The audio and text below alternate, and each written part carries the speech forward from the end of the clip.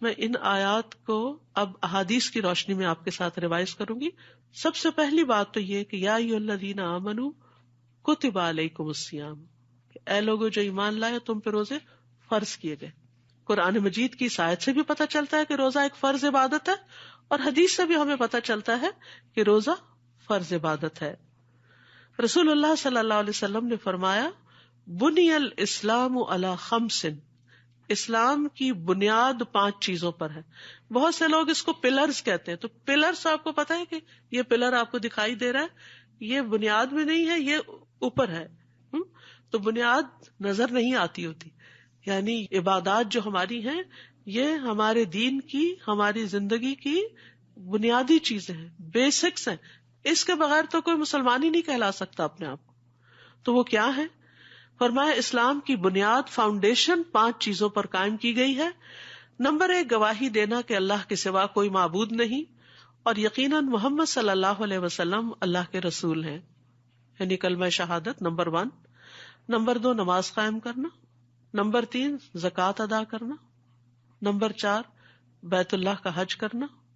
Number 5، رمضان کے روزے رکھنا. یہ 5 چیزیں کیا ہو گئی؟ یہ فرائض میں شامل ہیں، بنیادوں میں شامل ہیں. اور یاد رکھیے یہ صرف ہم پر نہیں، ہم سے پہلی امتوں پر بھی فرض تھی. سارے انبیاء جو دعوت لے کر آئے وہ کس چیز کی تھی؟ توحید کی، کہ اللہ ایک ہے. اور بہت سے انبیاء نے اپنے لوگوں کو محمد صلی اللہ علیہ وسلم کی نبوت کی صداقت کے بارے میں بھی بتایا. نماز، ابراہیم علیہ السلام نے کعبہ کی تعمیر کس لیے کی تھی؟ کہ میں نے یہ گھر اس لیے بسایا ہے تاکہ اس کے آس پاس رہنے والے نماز قائم کریں، لیقیموا الصلاۃ. اور انہوں نے دعا بھی کیا کی تھی؟ رب اجعلنی مقیم الصلاۃ ومن ذریتی ربنا وتقبل دعا. پھر آپ دیکھیے اگلی چیز ہے زکوٰۃ ادا کرنا. زکوٰۃ بھی پچھلی شریعتوں میں رہی ہے. کان یأمر اہلہ بالصلاۃ والزکوٰۃ، وہ اپنے گھر والوں کو نماز اور زکوٰۃ کا حکم دیتے تھے. پھر بیت اللہ کا حج کب سے شروع ہوا ہے؟ ابراہیم علیہ السلام نے لوگوں کو حج کے لیے پکارا تھا، ٹھیک ہے. اور ابراہیم علیہ السلام سے پہلے کے بھی کہ کعبہ کی تعمیر تو سب سے پہلے فرشتوں نے کی تھی. تو یہ ڈے 1 سے عبادت کا سمبل ہے. اور پھر رمضان کے روزے مسلمانوں پر فرض ہیں، اور پچھلی کتابیں بھی رمضان میں ہی نازل ہوئی. انجیل، تورات، یہ سب رمضان میں آئے. تو رمضان کا مہینہ ایک خاص عبادت کا، ہدایت کا مہینہ ہے. تقویٰ کے بعد دوسرا کی ورڈ جو ہے وہ کیا ہے؟ گائیڈنس، ہدایت. یعنی یہ مہینہ بہت سارے ادھر ادھر لاسٹ لوگوں کو ہدایت پر لے آتا ہے، روزے کے ذریعے، قیام کے ذریعے، قرآن کے ذریعے. اور پھر آپ دیکھیے ہدایت کے درجے ہوتے ہیں. ایک ہوتا ہے بیسک لیول، اور جب علم آتا ہے تو انسان بیسک لیول سے اوپر کے درجے طے کرنے لگتا ہے. آپ جس بھی لیول پر ہیں، یہ مجھے تو نہیں پتا، اور شاید مجھے اپنا بھی نہ پتا ہو کہ میں کس درجے پر ہوں، لیکن جب انسان قرآن سے رمضان میں تعلق قائم کرتا ہے تو یقیناً قرآن کی آیات کے ساتھ ساتھ اس کی ہدایت کا لیول بھی اپ جاتا ہے. تو ہم سب یہ نہ سوچیں ہم نے قرآن پڑھ رکھا ہے، ہم روزے بھی رکھ رہے ہیں، اور کیا چاہیے، نمازیں بھی پڑھتے ہیں، صدقہ بھی کرتے، سب ٹھیک ہے، بہت اچھی بات ہے، لیکن اٹس نیور انف. یہ کافی نہیں ہوتا. ہمیں موٹیویشن چاہیے ہوتی ہے، ہمیں انسپریشن چاہیے ہوتی ہے. وہ بعض اوقات ہم انسانوں سے لے رہے ہوتے ہیں، نہیں، ڈائریکٹ قرآن سے لیجئے، محمد صلی اللہ علیہ وسلم سے لیجئے. تو انشاءاللہ رمضان میں قرآن کے ساتھ ہدایت کا یہ لیول اوپر جائے گا. اور ہدایت بھی 2 طرح کی ہوتی ہے. ایک ہدایت ارشاد ہوتی ہے جس میں انسٹرکشنز ملتی ہیں جو ہمیں قرآن سے ملیں گی انشاءاللہ، اور دوسری ہدایت توفیق ہوتی ہے. رمضان میں ہدایت توفیق بھی زیادہ ہوتی ہے کیونکہ نیکیوں کا موسم بہار ہے، تو اس لیے سب نیکی کر رہے ہوتے تو ہمیں بھی نیکی کرنے کا موقع مل جاتا ہے، شوق پیدا ہو جاتا ہے. تو اس لیے رمضان میں انشاءاللہ تقویٰ کے بعد کس پہ فوکس کرنا ہے؟ ہدایت پہ. تو روزہ ایک فرض عبادت ہے. رسول اللہ صلی اللہ علیہ وسلم نے فرمایا یہ ایسا فرض ہے جو کفایت کرنے والا ہے، یعنی آخرت میں انسان کو کافی ہو جائے گا. پھر اسی طرح یحییٰ علیہ السلام کے بارے میں آتا ہے کہ انہوں نے بنی اسرائیل کو جمع کیا، مسجد بھر گئی تو وہ ایک ٹیلے پہ بیٹھ گئے، اللہ کی حمد و ثنا بیان کی. پھر فرمایا اللہ نے مجھے 5 باتوں کا حکم دیا کہ میں خود بھی ان پہ عمل کروں اور تمہیں بھی عمل کرنے کے لیے کہوں. سب سے پہلی بات یہ کہ تم صرف اللہ کی عبادت کرو، کسی کو اس کے ساتھ شریک نہ ٹھہراؤ. پھر فرمایا میں تمہیں نماز کا حکم دیتا ہوں. پھر تیسری بات کہی کہ میں تمہیں روزوں کا حکم دیتا ہوں، کیونکہ اس کی مثال اس شخص کی سی ہے جو بھری محفل میں مسک کی ایک شیشی لے کر آئے اور سب کو اس کی مہک کا احساس ہو، یعنی خوشبو لائے اور پوری محفل جو ہے وہ اس خوشبو کو محسوس کرے. تو رمضان میں نیکیاں ایئر میں ہوتی ہیں، ہم ان کو فیل کرتے ہیں، اس کی ایک رحمت برکت ہمیں محسوس ہو رہی ہوتی ہے. اور اللہ کے نزدیک روزہ دار کے منہ کی بو مشک کی مہک سے بھی زیادہ اچھی ہوتی ہے. چوتھی بات میں تمہیں صدقہ کا حکم دیتا ہوں. پانچویں بات میں تمہیں کثرت کے ساتھ اللہ عز و جل کے ذکر کا حکم دیتا ہوں. تو یہ 5 باتیں حضرت یحییٰ علیہ السلام نے اپنی قوم سے کہی تھی. روزہ اسلام کی مضبوط رسی ہے. براء ابن عازب کہتے ہیں کہ ایک مرتبہ ہم لوگ نبی صلی اللہ علیہ وسلم کے پاس بیٹھے ہوئے تھے تو آپ پوچھنے لگے اسلام کی کون سی رسی سب سے زیادہ مضبوط ہے؟ صحابہ نے عرض کیا نماز. آپ نے فرمایا بہت خوب. اس کے بعد کون سی؟ صحابہ نے عرض کیا زکوٰۃ. آپ نے فرمایا بہت خوب. اس کے بعد کون سی؟ صحابہ نے عرض کیا رمضان کے مہینے کے روزے. آپ نے فرمایا بہت خوب. تو اس سے یہ پتہ چلتا ہے کہ یہ اسلام کی مضبوط رسی، یعنی اس کو پکڑ لیں گے تو اسلام سے ہمارا تعلق مضبوط رہے گا، وہ ہمارے ہاتھ سے نہیں چھوٹے گا. اسی لیے آپ دیکھیں کہ بہت سے لوگ جو نماز نہیں بھی پڑھتے نا، جب رمضان آتا ہے تو روزے رکھتے ہیں. تو اس سے کیا پتہ چلتا ہے کہ ان کے اندر ابھی خیر ہے. جیسے وہ سکتے کا مریض ہوتا ہے نا، جو شوق میں چلا جاتا ہے تو وہ بظاہر لگتا ہے ڈیڈ ہے، لیکن کیا کرتے کہ آئینے کو اس کے ناک کے پاس رکھتے ہیں، اگر اس کے اوپر کچھ دھندلاہٹ آئے تو کہتے نہیں ابھی اس میں لائف ہے، یعنی وہ سانس کی وجہ سے اس کے اوپر فیوم سا آ جاتا ہے. تو اسی طرح اگر ایک شخص ٹوٹلی آؤٹ ہے اسلام سے لیکن رمضان آتا ہے اور روزہ رکھنا شروع کر دیتا ہے، اس کا مطلب ہے ابھی اس میں جان ہے، اس میں خیر ہے. رمضان میں اگر یہ قرآن کی طرف آ جائے تو اس کی خیر باہر نکل آئے گی، وہ بہت اچھا بن جائے گا. تو اللہ سبحانہ وتعالیٰ نے ہمیں بہت بڑی نعمت عطا کی ہے کہ ہم اس سے اسلام کے ساتھ اپنے تعلق کو اور مضبوط کریں. کیونکہ رسی کیا کرتی ہے؟ باندھتی ہے. رسی پکڑنے کے کام آتی ہے، یعنی کسی بلند سے بلند پہاڑ پہ بھی آپ کو چڑھنا ہو تو رسی پکڑ پکڑ کے آپ اوپر ٹاپ پہ جا سکتے ہیں. تو اس لیے روزہ جو ہے ایک مضبوط رسی بھی ہے. قرآن کو بھی رسی کہا گیا، وَاعْتَصِمُوا بِحَبْلِ اللَّهِ جَمِيعًا. تو حدیث میں آتا ہے قرآن جو ہے وہ حبل اللہ المتین ہے، اللہ کی مضبوط رسی ہے. پھر سب سے منفرد عمل ہے. رسول اللہ صلی اللہ علیہ وسلم نے فرمایا اپنے اوپر روزے کو لازم کر لو، کیونکہ روزے جیسا کوئی عمل نہیں. خیر کا دروازہ. روزہ کیا ہے؟ خیر کا دروازہ. معاذ بن جبل کہتے ہیں نبی صلی اللہ علیہ وسلم نے ان سے فرمایا کیا میں تمہیں خیر کے دروازے کے بارے میں نہ بتاؤں؟ روزہ ڈھال ہے اور صدقہ گناہوں کو بجھا دیتا ہے. ایک اور حدیث میں بھی آتا ہے الصیام جنتن، روزہ آگ سے ڈھال ہے. آگ سے بیچ میں بریکٹ میں لاتے ہیں کہ جس طرح ڈھال دشمن کے وار سے بچاتی ہے تو روزہ بھی دنیا میں شیطان کے وار سے بچاتا ہے اور نتیجتاً آخرت میں آگ کے عذاب سے بچاتا ہے. فرمایا جس طرح لڑائی میں تم میں سے کسی کی ڈھال ہوتی ہے. ایک اور حدیث میں فرمایا بے شک روزہ تو ایک ڈھال ہے جس کے ذریعے بندہ جہنم سے اپنا بچاؤ کرتا ہے.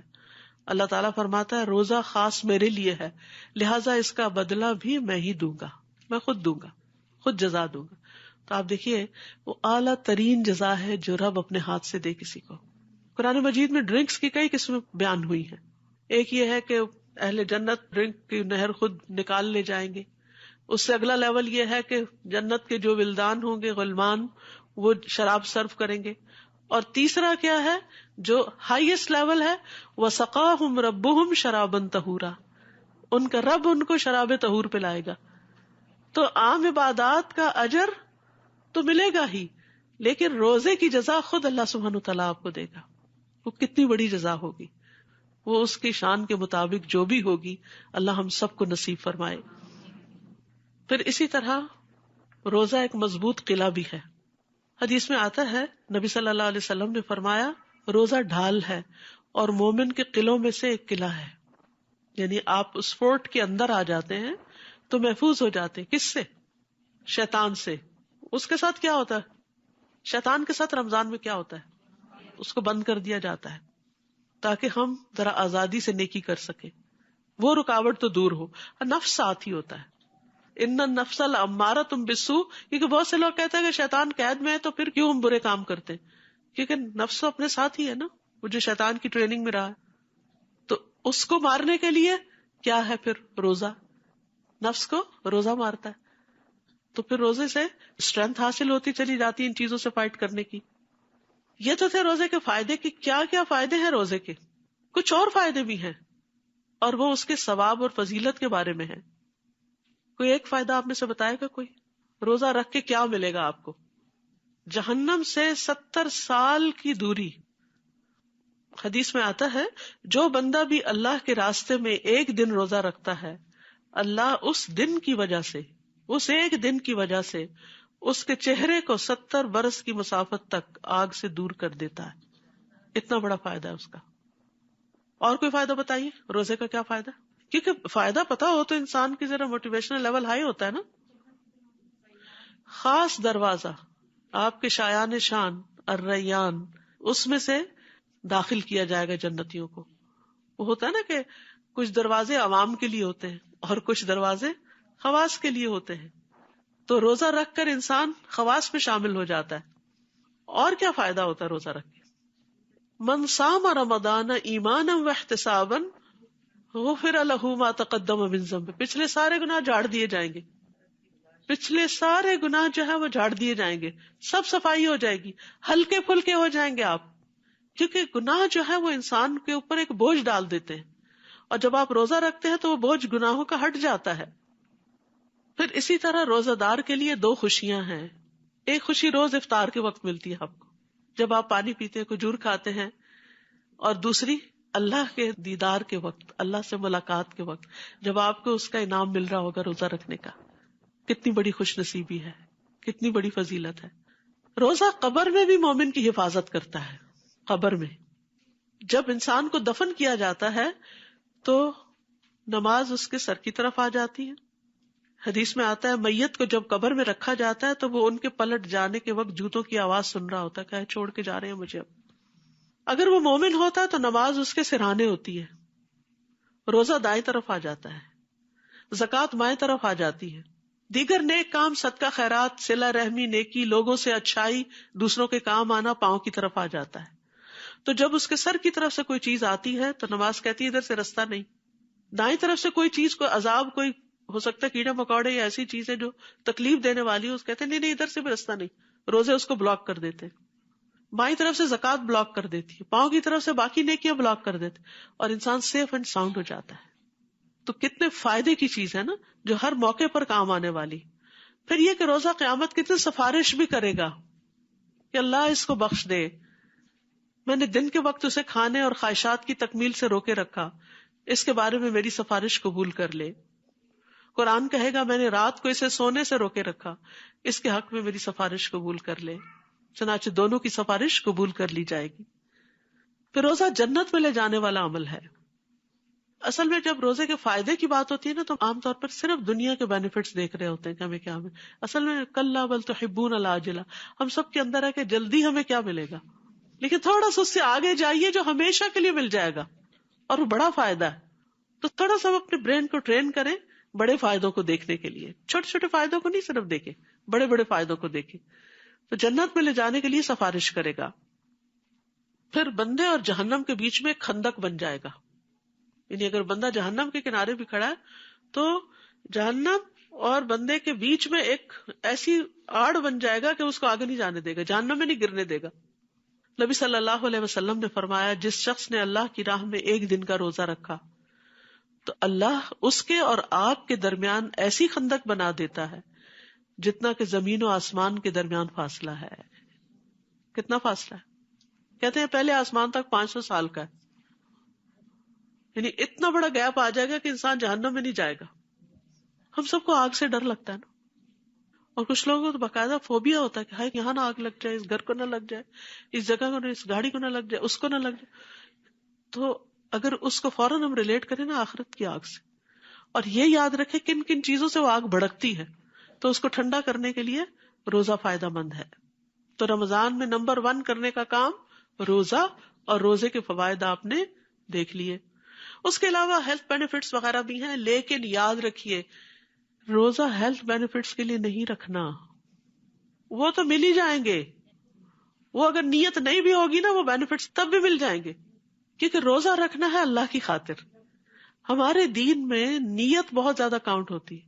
یعنی یہ نہ سوچے اچھا کوئی بات نہیں ڈائٹنگ ہی ہو جائے گی، اچھا کوئی نہیں ذرا میری کھانے کی عادتیں ٹھیک ہو جائیں گی. ہو ہی جائیں گی، تو جو چیز ہو ہی جائے گی اس کے پیچھے کیا پڑنا. اصل دیکھیں اس کو جو ہمیں حاصل کرنا ہے، اور وہ آخرت کے بڑے درجات ہیں. ٹھیک ہے. دوسرا کرنے کا کام کیا ہے رمضان میں؟ قرآن سے تعلق.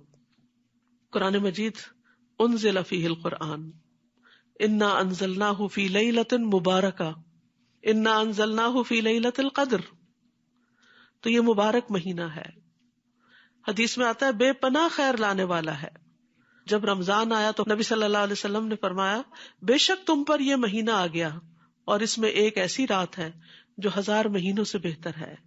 جو اس سے محروم رہا وہ ہر طرح کی خیر و بھلائی سے محروم رہا، اور اس کی خیر سے محروم وہی ہوگا جو واقعی محروم رہے گا. اس کے بعد پھر اس سے کسی خیر کی توقع نہیں کی جا سکتی. آسمان کے دروازے کھلنے کا مہینہ ہے یہ. جب رمضان آتا ہے تو آسمان کے دروازے کھول دیے جاتے ہیں، جہنم کے دروازے بند ہو جاتے ہیں، جنت کے دروازے کھول دیے جاتے ہیں. تو رمضان میں جب قرآن آتا ہے، جیسے سورۃ فاتح نازل ہوئی، آسمان کا وہ دروازہ کھلا جو پہلے کبھی نہیں کھلا تھا، اور وہ آیات اتری جو پہلے کبھی نہیں اتری تھی، اور وہ سورۃ الفاتح کی آیات تھی جس سے قرآن کی ابتدا ہوتی ہے، جس سے دعائیں قبول ہوتی ہیں. تو قرآن جو ہے اول و آخر ہدایت کی کتاب ہے، اس لیے اس کی فضیلت اور برکت سے فائدہ اٹھانا چاہیے. پھر رمضان میں تراویح یاد رکھیے ایک نفل عبادت ہے. تو تراویح سے زیادہ کس عبادت کی فکر کرنی ہے؟ فرضوں کی، فرض عبادت کی. یہ نہیں کہ صبح ساری کھا کے کہ مجھے ذرا غنود گیا ہے میں تھوڑا سا ریسٹ کر کے فجر پڑھتی ہوں اور اتنے میں گئی فجر. آپ کو نہانے کی ضرورت ہے، اچھا ابھی نہاتی ہوں اور اتنے میں سورج نکلنے کے قریب ہو گیا اور گئی فجر. یہ غلطی کبھی نہیں کرنی. نمازوں کی حفاظت، قرآن مجید میں اللہ تعالیٰ فرماتے ہیں حافظوا علی الصلوات والصلاۃ الوسطی، نمازوں کی حفاظت کرو، خاص طور پہ درمیانی نماز. درمیانی کون سی ہے؟ عصر. یہ نہ ہو کام سے واپس آئیں اور سوئیں اور افطار کے وقت آپ کو اٹھایا جائے اور گئی عصر. نہیں، ٹارگٹ یہ رکھے ایک نماز نہیں ہاتھ سے جانے دینی انشاءاللہ، اور وقت پر پڑھنا ہے ان کو. اور جب فرض انسان ادا کرتا ہے نا تو اس کو اللہ تعالیٰ کا قرب ملتا ہے. حدیث میں آتا ہے فرائض کی ادائیگی سے زیادہ بندہ کسی چیز سے میرا قرب حاصل نہیں کرتا. قرب کا کیا مطلب؟ اللہ کے کلوز ہونا. ہر ایک کا دل چاہتا ہے وہ اللہ کے کلوز ہو، اور جو اللہ کے قریب ہو جاتا ہے اس کو پھر ہر طرح کے بینیفٹس مل جاتے ہیں. اب دیکھیے کہ ہم دنیا میں جن لوگوں سے زیادہ قریب ہوتے ہیں، مشکل میں وہ ہمارے کام آتے ہیں، ان سے محبتیں زیادہ ملتی ہیں. تو یعنی خاص قرب حاصل کرنا جو ہے وہ نمازوں کے ذریعے اور فرض ادا کرنے کے. اور پھر اللہ تعالیٰ فرماتے ہیں کہ پھر جب میں اس سے محبت کرنے لگتا ہوں، اس کا کان بن جاتا ہوں جس سے وہ سنتا ہے، اس کی آنکھ بن جاتا ہوں جس سے وہ دیکھتا ہے، یعنی اس کے اندر ایک وزڈم آ جاتی ہے. اس کا ہاتھ بن جاتا ہوں جس سے وہ پکڑتا ہے، اس کا پاؤں بن جاتا ہوں جس سے وہ چلتا ہے. یعنی اس کی زندگی ہی بدل جاتی ہے. اور اگر وہ مجھ سے کچھ مانگتا ہے تو میں اسے ضرور دے دیتا ہوں، اور اگر وہ مجھ سے پناہ مانگتا ہے تو میں اس کو پناہ بھی دیتا ہوں. تو ہمیں رمضان میں فرض نمازوں کی پابندی کرنی ہے، اور پھر نفل رات کا قیام بھی.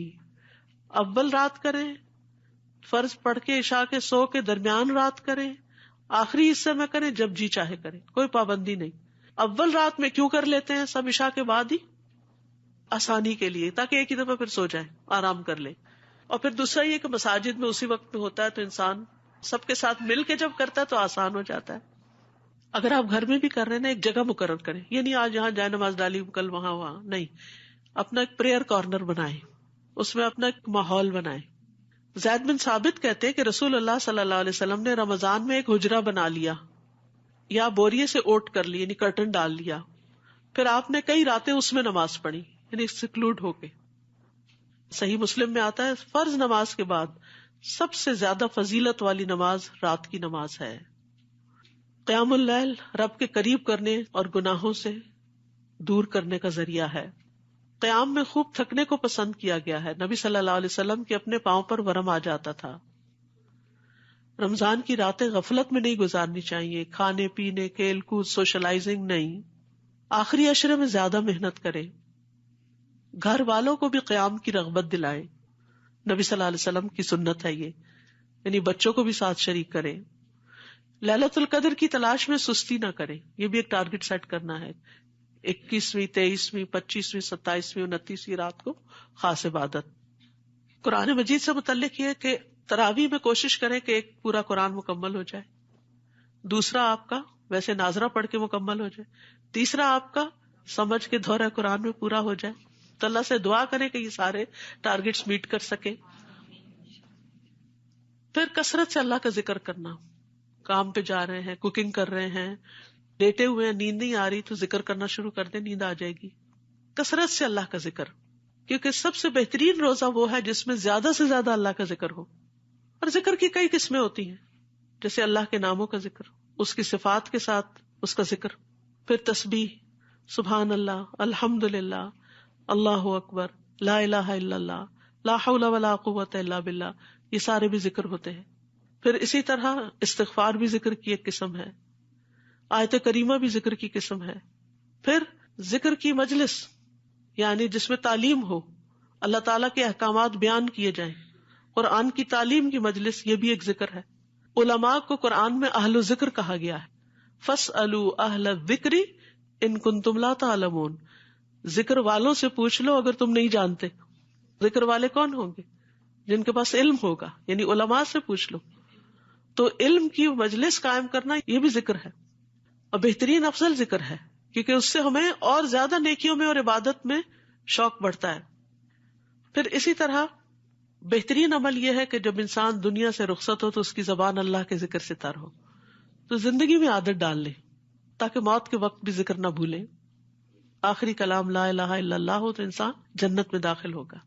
ہم یہ کہتے تو ہیں کہ یا اللہ ہمیں آخری وقت میں لا الہ الا اللہ نصیب کرنا، لیکن روز تو لا الہ الا اللہ کی تسبیح نہیں کرتے، تو پھر کیا ہوگا؟ اس دن اچانک تھوڑی آ جائے گا. تو اپنی زبان کو لا الہ الا اللہ کہنے کا عادی کریں. اور آپ دیکھیں کہ اگر آپ بیمار ہیں تو کیا آپ کے منہ سے آسانی سے نکل رہا ہے؟ پریکٹس کر کے دیکھیں. نیند سے جاگے کیا لا الہ الا اللہ منہ سے نکلتا ہے؟ یعنی ایسے آڈ ٹائمنگز پر، کیونکہ موت کا وقت بڑا آڈ ٹائم ہے نا، تو قسمت والوں کو ہی نصیب ہوگا. تو اس وقت کی تیاری کے طور پر پہلے سے ہی لا الہ الا اللہ کی تسبیحاں کریں. وہ لوگ کہتے ہیں نا وہ 1000 دفعہ پڑھ کے رکھ دیا، 1,000 دفعہ پڑھ کے رکھ دیا، رکھ نہیں، وہ تو ہر روز اعمال نامے میں لکھا جا رہا ہے. اصل چیز ہے اس ٹنگ کو عادت ہو، اس زبان پہ چڑھ جائے کہ لا الہ الا اللہ کہنے میں دیری نہ ہو. اور یاد رکھیے کہ سب سے آسان ذکر ہے یہ. منہ بند بھی ہو نا آپ کا، ہونٹ بند کر کے کہیں لا الہ الا اللہ کہہ سکتے ہیں نا، کچھ اور کہنا چاہیں تو منہ کھل جائے گا. تو مطلب یہ ہے کہ اگر آخری وقت میں، موت کے وقت پر، اگر منہ پہ آکسیجن کا ماسک بھی کسی نے لگایا ہوا، کوئی وینٹیلیٹر پہ بھی ڈالا ہوا ہے، تب بھی زبان ہل کے لا الہ الا اللہ کہہ سکتی ہے. تو اللہ تعالیٰ سب کو نصیب فرمائے. اور یہ بھی یاد رکھیے جیسا ہم اللہ کا ذکر کریں گے نا، اللہ بھی ویسا ہی ہمارا ذکر کرے گا. تنہائی میں کریں گے تو تنہائی میں، سب میں کریں گے تو سب میں. اور خاص طور پر رمضان میں گناہوں کی معافی مانگنی ہے. ویسے تو رمضان ہے ہی گناہوں کی معافی کا ذریعہ، لیکن مانگنی بھی چاہیے. پھر کثرت سے صدقہ خیرات، صدقہ کرنے والوں کے لیے اللہ کی رحمت کی خوشخبری ہے. دن اور رات دونوں وقت صدقہ کرنا. عام دنوں میں ہمیں رات کو صدقہ کرنے کا موقع نہیں ملتا، لیکن رمضان میں آپ تراویح پڑھنے مسجد میں جائیں گے تو جہاں بھی آپ جائیں گے رمضان سے پہلے ہی چینج لے کے رکھ لیجئے. ڈیلی جو آپ نے ٹارگٹ سیٹ کرنا ہے، فار ایگزامپل $5، $20، $100، جو آپ کو توفیق اللہ نے دی وہ آپ پہلے سے ہی بیگ میں تیار کر کے رکھ لیں، اور جب جائیں دن کو یا رات کو اپنا کام کر لیں. الذین ينفقون اموالهم باللیل والنہار، لیل پہلے آئی ہے، سرا وعلانیہ، چھپا کے اور دکھا کے. فلہم اجرہم عند ربہم ولا خوف علیہم ولا ہم یحزنون. وہ لوگ جو اپنے مال رات اور دن چھپے اور کھلے خرچ کرتے ہیں، ان کے لیے ان کے رب کے پاس بہت بڑا اجر ہے. رات اور چھپا کے، یعنی رات کو اندھیرے میں جب کسی کو دیتا ہے انسان تو پتہ نہیں چلتا، اور اسی طرح دن کو بھی اگر کوئی دیکھ بھی لے تو اس کو بھی ہو سکتا ہے آپ کی وجہ سے شوق آ جائے صدقہ کرنے کا. صرف خود ہی نہیں، بچوں کو بھی ٹارگٹ دے. چاہے آپ ان کو مہینے کے $30 ہی دے دیں نا، 30 کے کوائن، بیٹا ہر روز $1 ڈالنا. وہ نہیں مسجد روز آپ آ رہے تب بھی کوئی گھر میں ایسا باکس رکھوا دیں جس میں وہ ہر روز اپنی جیب سے نکال کے اس میں ڈال دیں، اور پھر اس میں سے نہ نکالے، وہ پھر صدقے کا ہو گیا، پھر آپ کا نہیں رہا، آپ کے ہاتھ سے چلا گیا. اور پھر جب مسجد جائیں یا جہاں بھی دینا ہو وہاں پر اکٹھے دے دیں. پھر اسی طرح صدقہ جو ہے وہ گناہوں کو مٹانے کا سبب ہے اور خوف اور غم مٹاتا ہے. جیسے اوپر آیا نا، فلا خوف علیہم ولا هم یحزنون، ان پر نہ کوئی خوف ہوگا نہ ہی وہ غمگین ہوں گے. پھر آگ سے بچنے کا ذریعہ ہے. فرمایا تم میں سے جس کی طاقت ہو وہ آگ سے بچ سکے تو ایسا ضرور کرے، اگرچہ آدھی کھجور صدقہ کر کے ہی کیوں نہ. تو اس سے پتہ چلتا ہے کہ صرف کیش کوائنس کا ہی نہیں صدقہ، کھانے پینے کی چیزوں کا بھی صدقہ ہوتا ہے. اچھا، صدقہ ایک بہت وسیع مفہوم ہے. ہم سمجھتے ہیں صدقہ صرف غریب فقیر مسکین کو دیا جا سکتا ہے. شوہر اگر اپنی بیوی کو پانی کا گھونٹ بھی پلاتا ہے تو اس کے لیے صدقہ لکھا جاتا ہے. بیوی تو پلاتی رہتی ہے نا، لیکن شوہر کو بھی یہاں پر موٹیویٹ کیا گیا کہ وہ بھی کبھی پلا دے.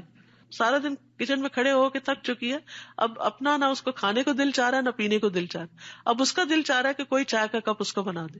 پانی گرم بھی تو ہوتا ہے نا، میٹھا بھی ہوتا ہے، ضروری نہیں کہ صرف ٹھنڈا پانی. گرم پانی پلا دے، چائے پلا دے، ٹھنڈا پلا دے، کچھ پلا دے تو شوہر کو اس کا بھی ثواب ملے گا. اور اسی طرح بچے بھی. تو ایک دوسرے کو آفر کرنے کی اور گھر میں بھی ایک دوسرے کی مدد کرنا یہ بھی ثواب کا کام ہے. پھر اسی طرح اپنی سحری بنانا یا افطاری بنانا، اس کو بھی نیکی کی نیت سے کریں گے تو وہ بھی انشاءاللہ اس میں شمار ہوگا. پھر اسی طرح 7 طرح کے لوگ ہیں جن کو اللہ تعالیٰ اپنے سائے میں جگہ دے گا، جس دن کوئی سایہ نہ ہوگا اس کے سائے کے سوا. ایک وہ شخص جس نے صدقہ کیا مگر اتنا چھپا کے کہ اس کے اپنے بائیں ہاتھ کو بھی پتہ نہیں چلا کہ دائیں ہاتھ نے کیا دیا. تو چھپا کے خرچ کرنے کی عادت بھی ڈالے، کسی کو پتہ ہی نہ ہو، کسی کو بھی نہ پتا ہو سوائے اللہ کے. صدقہ ویسے تو عام دنوں میں بھی کرنا چاہیے، لیکن نبی صلی اللہ علیہ وسلم کی سنت کیا تھی کہ رمضان میں جب جبریل علیہ السلام سے ملتے تھے تو تیز آندھی سے بھی زیادہ سخی ہو جاتے تھے. یعنی آپ کی خیر ہر ایک کو پہنچتی تھی، یعنی سب کے ساتھ کچھ نہ کچھ بھلائی، کچھ نہ کچھ بھلائی. رشتہ داروں کا بھی خیال رکھنا ہے، غریبوں مسکینوں کا بھی رکھنا ہے، دینی اداروں کا بھی رکھنا ہے، مساجد کا بھی رکھنا ہے.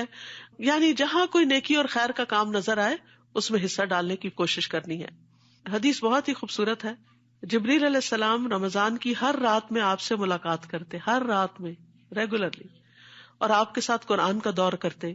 غرض رسول اللہ صلی اللہ علیہ وسلم لوگوں کو بھلائی پہنچانے میں بارش لانے والی ہوا سے بھی زیادہ جود و کرم فرمایا کرتے تھے. یاد رکھیے، الکلمۃ الطیبۃ صدقہ، اچھی بات کسی کو بتا دینا صدقہ. بعض اوقات کوئی آپ سے سوال کرتا ہے، مسئلہ پوچھتا ہے، آپ کہتے کیا اس کو اتنا بھی نہیں پتا؟ میں نہیں بتا رہی اس کو، پہلے بتایا تو تھا، پھر دوبارہ وہی بات پوچھ لے. کہ تو بچوں کے ساتھ ہم یہی کرتے. نہیں، اچھی بات ہے نا، کر لے گا کوئی عمل تو آپ کو ہی ثواب ہوگا، وہ بھی صدقہ ہے. الکلمۃ الطیبۃ صدقہ، کلمہ طیبہ صدقہ ہے. رمضان میں خصوصاً روزہ افطار کروانا صدقہ ہے. مختلف مساجد میں جو افطاری کا انتظام ہوتا ہے اس میں کھلے دل سے پیسے ڈالنا، کیونکہ گھر میں بلا کے بعض اوقات اہتمام تو کرتے ہیں لیکن اس میں اتنی مصروفیت ہو جاتی ہے کہ پھر وہ نمازوں کا اور بہت سا اور کام کرنے کا جو ہے نکل جاتا ہے. تو جہاں اجتماعی افطاریاں ہو رہی ہوں، یہاں ہو، بیک ہوم ہو، کہیں ہو، تو افطار میں جو ہے وہ ثواب کیا ہوتا ہے کہ جتنے لوگ آپ کے اس سے روزہ کھولیں گے ان سب کا ثواب ان کو بھی ملے گا اور آپ کو بھی ملے گا. پھر اس کے علاوہ عمومی طور پر نیک اعمال کرنا، خیر اور بھلائیوں کے کام کرنا، کیونکہ ہر روز رمضان میں فرشتہ پکارتا ہے، اے خیر کے طالب خوشی سے آگے بڑھ، اور اے شر کے طالب رک جا، یہاں تک کہ رمضان ختم ہو جاتا. ہر روز پکار آتی.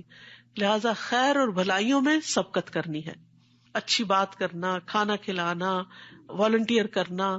جیسے اب یہ دورہ قرآن کا انتظام ہے، اس میں اگر کوئی جلدی آ کر کرسیاں لگا دیتا ہے ایلڈرلی کے لیے، یا کسی بڑے کو اپنی جگہ بٹھا دینا، یعنی بعض اوقات بچیاں کرسیوں پہ بیٹھ جاتی ہیں، اس میں دیکھنا کہ کوئی بڑا آیا ہے تو ان کے لیے جگہ چھوڑ دینا، یہ سارے نیکی کے کام ہیں. یعنی جو من تطوع خیرن، جو خوشی سے نیکی کرے، یعنی والنٹریلی نیکی کرے، کسی کے کہنے پہ نہیں، اپنے دل کی رضامندی سے، تو وہ اس کے اپنے ہی لیے اچھا ہے.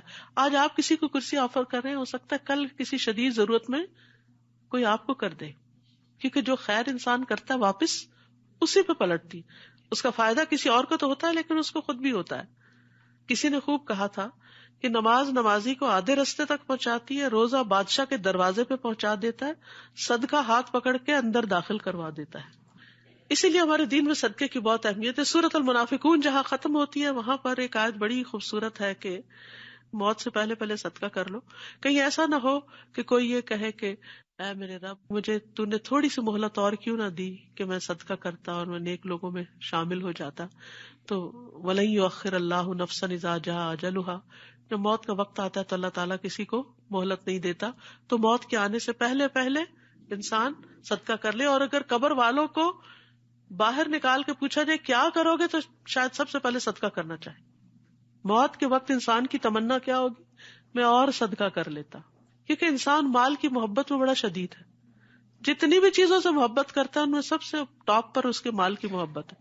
حتیٰ کہ بعض اوقات اولاد کو بھی اگنور کر دیتا ہے مال کمانے کی خاطر. آج آپ دیکھیں کہ بہت سی مائیں ایسی ہیں کہ جو اپنے بچوں کو سارا سارا دن ڈے کیئر میں چھوڑ کر صرف پیسے کماتی ہے، کیونکہ اس سے ان کو خوشی ملتی ہے، ایک سیٹسفیکشن ملتی ہے. ان کو ضرورت نہیں ہوتی، ان کے ہسبینڈ اچھا کما رہے ہوتے ہیں، ان کی ضروریات پوری ہو رہی ہوتی. تو یہ جو مال کی محبت ہے اس نے اولاد کو بھی نگاہوں سے دور کر دیا، تربیت سے دور کر دیا. اور پھر آخری چیز یہ کہ گناہوں سے بچنا ہے، خاص طور پر جھوٹ کو چھوڑنا ہے، جھوٹ کی جگہ سچائی کو لے کر آنا ہے، لغو اور رفث سے بچنا ہے. رسول اللہ صلی اللہ علیہ وسلم نے فرمایا روزہ صرف کھانا پینا چھوڑنے کا نام نہیں، روزہ تو لغو یعنی بے فائدہ بےہودہ کام اور رفث یعنی جنسی خواہشات پر مبنی حرکات اور کلام سے بچنے کا نام ہے. اور جو شخص بری باتیں اور جھوٹ نہ چھوڑے اللہ کو اس کے کھانا پینا چھوڑنے کی کوئی ضرورت نہیں ہے. تو ہمیں اپنی زبان کی بھی حفاظت کرنی ہے اور اس کو ریپلیس کرنا ہے زیادہ سے زیادہ دعاؤں کے ساتھ، کیونکہ رمضان میں دعائیں قبول ہوتی ہیں. وَإِذَا سَأَلَكَ عِبَادِي أَنِّي فَإِنِّي قَرِيبٌ، جب بندے میرے بارے میں آپ سے سوال کریں ہمارا رب کہاں ہے، وہ قریب ہے.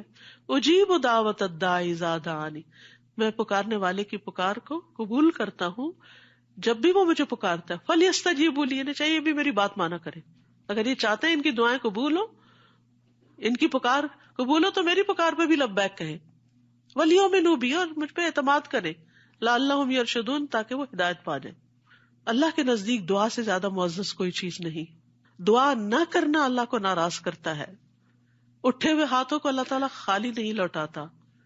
روزہ دار کی دعا رد نہیں کی جاتی. روزانہ رات کو دعاؤں کی قبولیت کے لیے اللہ تعالیٰ آسمان دنیا پہ نزول فرماتے ہیں. لیلۃ القدر میں خصوصی طور پر معافی مانگنے کی طرف توجہ کرنی چاہیے. اللہم انک عفو تحب العفو فاعف عنی. تو ربنا آمنا فاغفر لنا وارحمنا وانت خیر الراحمین. رب اغفر وارحم وانت خیر الراحمین. اللہم انا نسألک من فضلک ورحمتک فإنہ لا یملکها الا انت. اللہم ابسط علینا من برکاتک ورحمتک وفضلک ورزقک. اللہم انی اسألک النعیم المقیم الذی لا یحول ولا یزول. اللہم انی اسألک النعیم یوم العیلہ والامن یوم الحرب.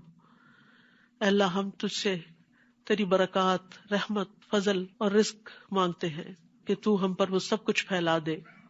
اے اللہ ہم تجھ سے وہ نعمتیں مانگتے ہیں جو ہمیشہ قائم رہے اور تیری اطاعت میں حائل نہ ہو اور کبھی زائل نہ ہو. اے اللہ ہم تجھ سے تنگی کے دن کی نعمت اور جنگ کے دن امن کا سوال کرتے ہیں. اے اللہ تو اپنی رحمت کے ساتھ ہمیں ہر ایک سے بے نیاز کر دے. اللہ ہمیں ساری پریشانیوں سے نجات عطا کر. اللہم رحمتک ارجو فلا تکلنی الی نفسی طرفۃ عین واصلح لی شأنی کلہ لا الہ الا انت. یا رب العالمین تو ہمارے لیے آنے والے دنوں کو بہت آسان کر دے، برکتوں سے بھر دے، اپنی رحمتیں ہم پہ نازل فرما اور ہمارے لیے سفر آسان کر دے. اور رمضان کے بعد ہم پہلے سے بہترین انسان بن چکے ہوں اور ہمارے اندر کسی قسم کا غرور اور کسی قسم کا تکبر نہ آئے. اللہ ہمیں اپنا قرب عطا کرنا، ایمان کی لذت اور حلاوت نصیب فرمانا. یا اللہ جتنی بہنیں آئی ان کا آنا قبول فرما، ان کا بیٹھنا قبول فرما. یا اللہ جتنی بھی بہنیں سن رہی ہیں، جتنے بھی لوگ اس سے استفادہ کر رہے ہیں، یا اللہ ان سب کے سننے کو بینیفیشل کر دے اور اس سے بھرپور فائدہ اٹھانے کی توفیق عطا فرما. یا اللہ تو ہمارے لیے نیکیوں کے راستے آسان کر دے، برائیوں کے راستے مشکل کر دے. یا اللہ تو ہمیں قبر کے عذاب سے بچانا، جہنم کے عذاب سے بچانا اور جنت الفردوس میں اپنا دیدار عطا فرمانا. یا اللہ ہمارے بچوں کو بھی ہدایت دے. یا اللہ انہیں ایمان نصیب کر دے. اللہ جو بھٹک چکے ہیں انہیں واپس ایمان عطا کر دے. اللہ رمضان کے خیر و برکت اور بھلائی نصیب فرما. یا اللہ جتنی باتیں کہی ہیں ہمیں ان پہ عمل کی توفیق عطا فرما دے. اللہ تو ہی توفیق دیتا ہے، تجھ سے تیرا فضل مانگتے ہیں. ربنا تقبل منا انک انت السمیع العلیم وتب علینا انک انت التواب الرحیم. وصلی اللہ تعالی علی خیر خلقہ محمد وعلی آلہ واصحابہ واہل بیتہ اجمعین برحمتک یا ارحم الراحمین. الہی آمین. سبحانک اللہم وبحمدک اشہد ان لا الہ الا انت استغفرک واتوب الیک. السلام علیکم ورحمۃ اللہ وبرکاتہ.